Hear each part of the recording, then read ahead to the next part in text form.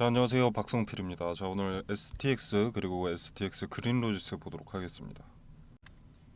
자, 일단 거품은 생각보다 쉽게 빨리 빠진다고 했었죠. 실시간 대응이 좀 중요했습니다. 이미 인적 분할 전 이렇게 기대감이 반영된 상태였기 때문에 거래 재개 이후로 큰 급등이 어려웠던 거죠. 자, 이수그룹이랑 비교 많이들 하셨었는데, 자, 존속 기업이었던 이수화학을 보면, 자, 이때 거래 정지죠. 자, 이때 이미 상승분을 일부 반납을 한 게 보입니다. 그죠? 여기를 찍고 이렇게 똑같이 인적 분할 기대감으로 상승을 했었지만 이수화학은 기대감의 상승분을 거래 정지 전에 꽤 많이 반납을 했습니다. 그래서 이후로 어느 정도 더 올라줬던 거고요. 자, 그리고 이수는 당시 주도 테마였었던 전고체에서 황화리튬 테마 대장주였기 때문에 상승세가 좀 더 오래 갔던 거죠. 그리고 나서 이제 이수화학과 이수 스페셜티 케미컬이 기대감이 빠지기 시작하면서 3개월이 지난 지금도 조정을 받는 상태지만, 자, 같은 맥락으로 STX는 대신 그 기간 조정이 이수보다 짧을 것으로 판단이 됩니다. 이렇게 상승하는 과정 없이 기대감을 바로 반납했으니까. 자, 그리고 트롤리고 서비스가 11월로 예정이 되어 있죠. 11월 트롤리고. 그리고 10월에서 11월 사이에 임시 주총이 예정되어 있습니다.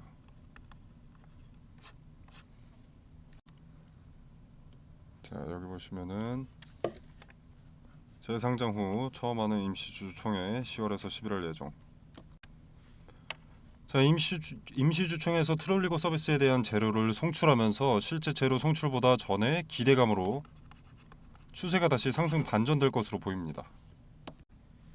자, 그리고 그린로지스는 거래가 되는 순간 급락으로 간다라고 했었는데, 자, 일단 인적 분할 거래 재개는 어떻게 보면 기대감이라는 것을 강제로 만드는 시스템입니다.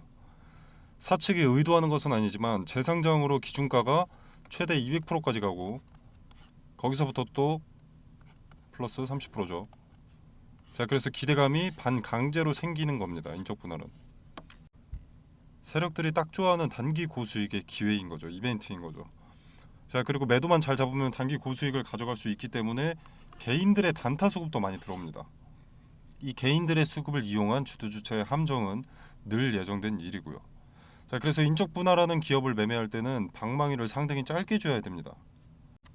자, 인적 분할 기준가 재설정에 대한 기대감은 금방 빠지기 때문이고, 이제 기업의 가치가 재산정이 되면 그때 테마의 흐름, STX 같은 경우에는 원자재 값의 추이를 좀 지켜보고 판단하는 것이 리스크를 좀 줄일 수 있는 부분이죠. 제가 STX 영상을 매일매일 올렸었는데, 방망이 짧게 지고 실시간 대응을 미리 사전에 대비를 해야 한다, 좋아할 때 아니다라고 했던 게 이런 경우를 대비하기 위해서입니다. 자, 그리고 유튜브 보면은 이수화학 예를 들면서 이수화학, 이수 스페셜티 케미컬처럼 상승 흐름을 따라간다라는 헛소리 하시는 분이 계시던데, 자, 이수를 따라가는 움직임은 인적 분할 거래 재개 이후에 이수를 따라가는 게 아니라 인적 분할 기대감으로 인한 상승분을 반납하는 것을 따라가는 겁니다. 헛소리 가만히설로 개인 투자자들 현혹해서 조회수 올릴 생각하지 마시고 자료를 좀 조사하시길 바랍니다. 자, 그리고 요 두 거래일 이것의 하락이 개미털기다 이런 말씀하시는 분들이 있던데, 자, 개미털기가 아닙니다. 고점에서는 개미를 턴 것이 아니고 그냥 차익 실현입니다. 단순. 자, 역대 최대 거래량이 나왔습니다. 신고 거래량. 그리고 장대 음봉. 이거는 아주 기본 중에 기본.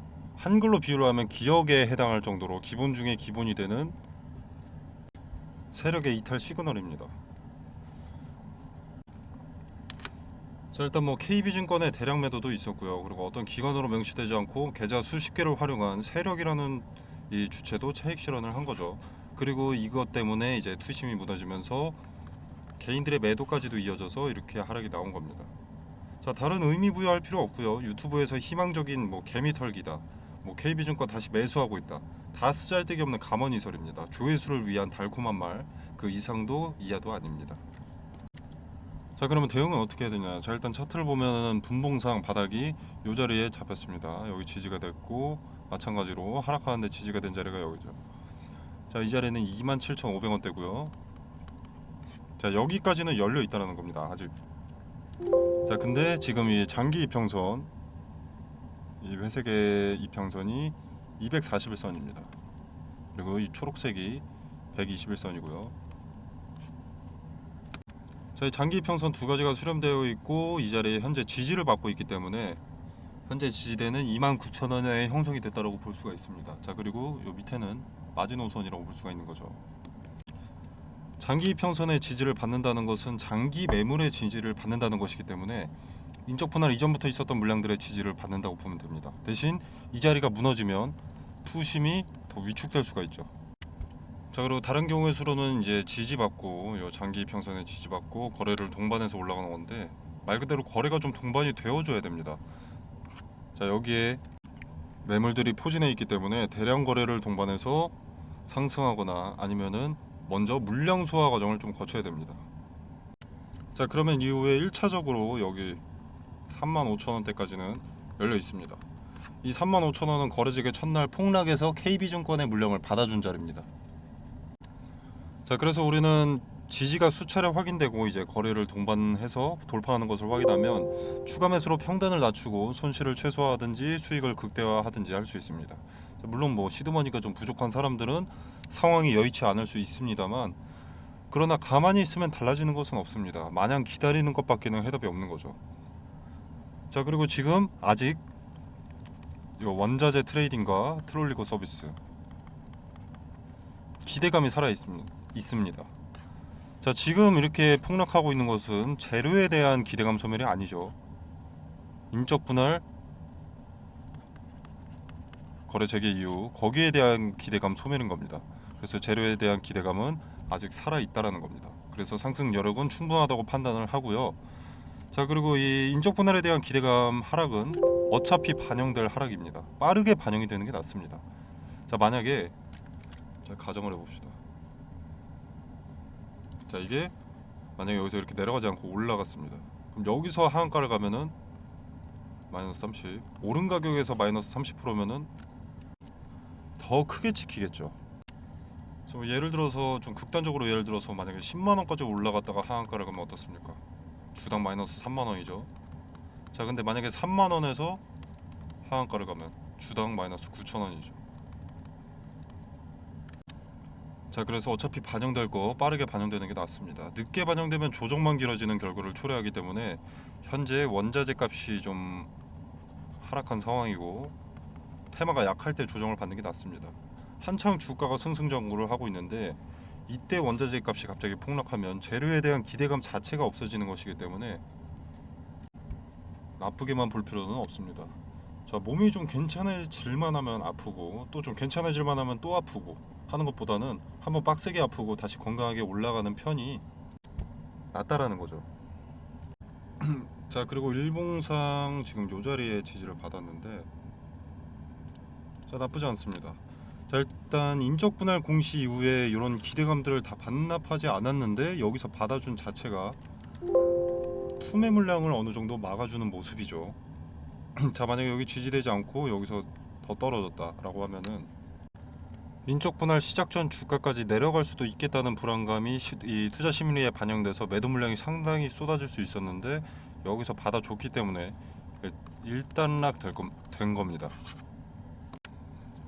그래서 앞으로의 주가 추이는 앞으로의 거래가 어디에 많이 실리는지를 봐야 됩니다. 매도 쪽에 무게가 실려 있는지, 그래서 하락 스탠스를 취하고 있는지, 그리고 반대로 매수 쪽에 무게가 실려 있어서 돌파 스탠스를 취하고 있는지. 지금 당장 뭐가 이렇다, 어떻게 될 거다 예단하기는 이루고요. 아무도 알 수 없습니다. 자, 이후에 나타나는 힌트를 포착하고 지금의 하락이 매수를 해야 될 자리인지 아니면 손실을 최소화하기 위해서 매도를 해야 할 자리인지는 앞으로 가까운 미래에 데이터를 통해서 그 흔적들이 나타난다는 거죠. 우리가 오늘의 이 소나기를 피하려고 했다면 자, 이날을 분석을 했어야 됩니다. 이 전들과 그리고 인적 분할 기업들의 이후 주가 전망을 과거 데이터들을 통해서 분석하고 리스크를 파악한 뒤 미리 대비를 했어야 했죠. 자, 앞으로도 마찬가지입니다. 지금 나오는 이런 차트들은 가까운 미래에 있을 주가의 방향에 대한 힌트를 제공하는 겁니다. 자, 그때 가서 대응은 못합니다. 그때 가서 하는 대응은 또 그로부터 미래에 있을 이를 미리 대비하는 것을 준비하는 것일 뿐입니다. 상단의 전화번호 010-2764-3885번으로 STX라던가 또는 간단하게 숫자 2번 문자 메시지로 남겨놓으시면 여러분들 실시간 대응 가능한 시도로 미리 대비하실 수 있게 현재 나오고 있는 이 데이터에서 근거와 자료 그리고 매수 타점과 매도 타점 공유 드리도록 하겠습니다. 자, 그리고 이거는 제가 8월 11일 날 신성 델타테크라는 종목이 최초의 매매 거래가 정지될 때 추천이 나갔던 종목입니다. 자, 서남 덕성 파워로직스 원익 PN이라는 종목이 추천이 나갔는데, 자, 최근에 추천드린 이 종목들은 초전도체 관련주였고요. 제가 단기 테마성 종목을 보통 권유하진 않는데 단기적으로 수익을 먹을 수 있을 만한 명확한 근거가 나와서 추천이 나갔습니다. 그 근거로는 자, 일단 대장주인 신성 델타테크의 단기 급등으로 매매 정지가 다음 날에 예정이 되어 있었습니다. 이대로 장이 마감되면 다음 날 매매 정지가 확실시 되는 거였죠. 자, 근데 마무리되어가는 과정 중에 장 마감 직전 수급이 테마 후발주들 서남 덕성 파워로직스 원익 PN에 몰리는 것을 포착했습니다. 자, 대장주인 요 신성 델타테크가 매매가 되지 않는다는 것은 관련 테마 후발주들의 급등을 예고하는 것이고 장마감 직전 그 수급의 이동을 포착했기 때문에 다음 날 시초에 베팅을 추천했습니다. 단 함정의 가능성도 있기 때문에 제가 거래대금 300억 이상 몰리는 종목을 매수하라고 권유드렸고요. 자, 그래서 이 종목들의 수익을 좀 보여드리자면 원익 PN이 자, 8월 11일 다음 거래일 종가 16.8% 올랐고요. 그 다음 날도 11.68%가 올랐습니다. 자, 서남 8월 11일 그 다음 거래일 상한가, 그 다음 거래일 상한가. 덕성 8월 11일 상한가. 파워로직스 8월 11일 상한가. 이렇게 근거를 갖고 추천이 나갔기 때문에 단기적으로 큰 급등을 가져갈 수 있었습니다. 자, 화면에 보이시다시피 무료입니다. 제가 종목을 추천했다고 해서 금전적으로 뭘 요구하거나 수익의 얼마를 떼달라 이런 거 전혀 없습니다. 자, 여러분의 투자금은 여러분의 돈이죠. 그렇기 때문에 여러분이 자유롭게 판단하셔서 매매를 하셔도 되고 안 하셔도 됩니다. 그냥 지켜만 보셔도 되는 거고요. 제가 뭐 맛있는 음식을 추천했다고 해서 여러분이 무조건 드셔야 할 필요는 없지 않겠습니까? 먹고 싶으면 먹는 거고 먹기 싫으면 먹지 않는 것이고. 자, 상단에 있는 전화번호 010-2764-3885번이 제 전화번호인데 여기로 간단하게 이분처럼 숫자 2번만 문자 메시지로 보내주시면 제가 이런 식으로 답장을 드립니다. 자, 그리고 이 부분은 단기 급등 종목이었고요. 가치 투자죠. 주식 투자에 있어서 수익을 불리는 대표적인 방법 두 가지가 첫째는 분할을 전제로 매매하는 것, 그리고 또 하나 분산 투자입니다. 자, 그래서 2023년 하반기 증시를 주도할 섹터 말씀드리고 관련 급등주 추천과 종목 선정 방법에 대해서 간략하게 말씀을 드리도록 하겠습니다. 자, 일단 2023년 전반기는 작년에 이어서 2차 전지가 광풍이었습니다. 테마의 어떤 종목이든 급등을 해줬고요. 그래서 개인들은 2차 전지 종목들을 넣어놔야 할 것 없이 이것저것 매수하게 됐습니다. 자, 근데 실체가 나오기까지 시간이 상당히 많이 소요되고 기대감의 급등세가 가팔했던 만큼 기대감이 선반영되고 이제 거품이 빠지면서 조정 국면에 접어들어 있는데 이 가격 조정과 기간 조정을 거치고 숨고르기에 나섰던 2차 전지가 다시 질주하는 시점이 바로 23년 하반기로 평가가 되고 있습니다. 자, 근데 동시에 아니다.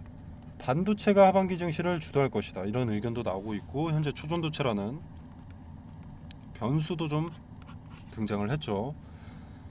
자, 그래서 하반기 증시를 누가 주도할 것이냐?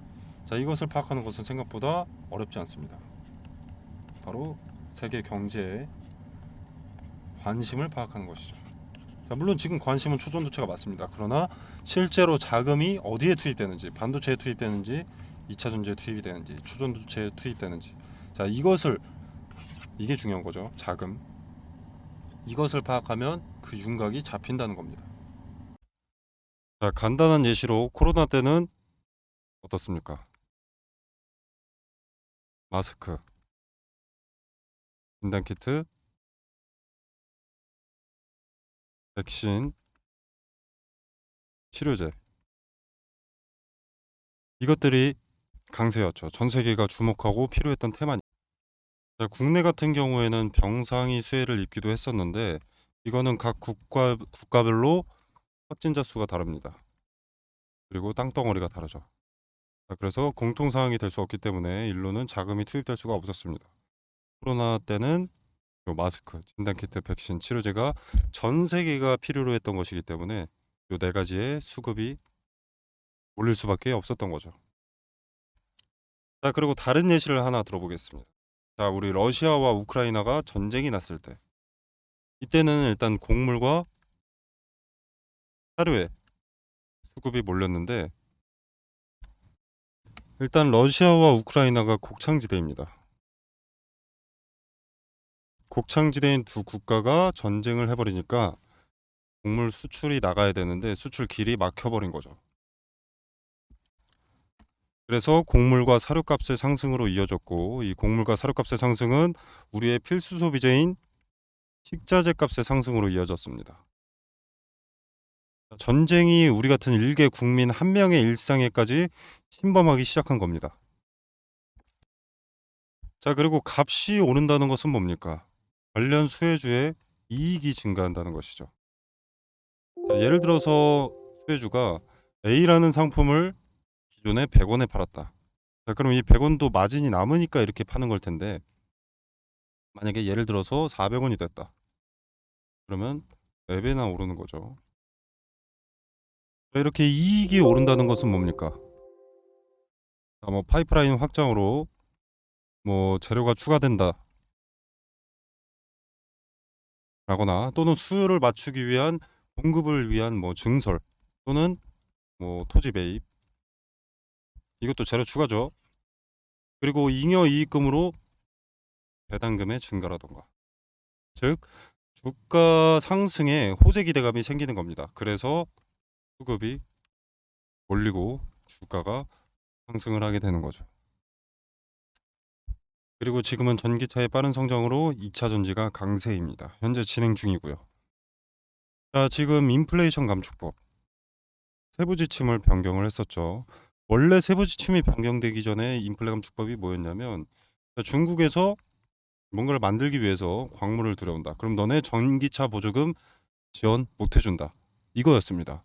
근데 세부 지침이 변경되면서 뭐 중국이나 인도네시아에서 광물을 받는 것까지는 오케이. 대신 FTA 체결국에서 50% 이상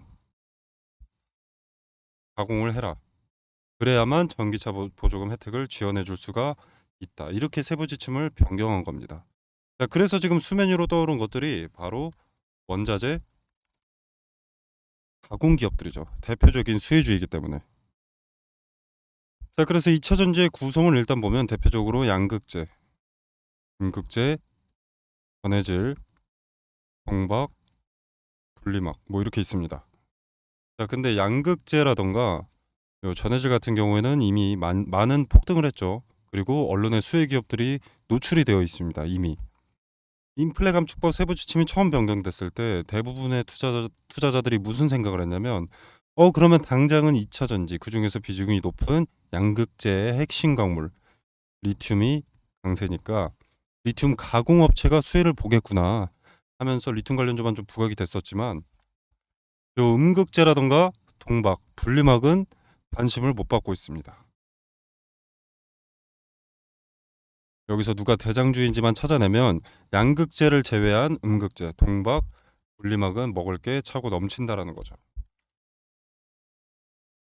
2차 전지는 양극재만 있다고 되는 것이 아니기 때문에 인플레 감축법에 뒤늦게라도 수혜를 보게 된다라는 겁니다.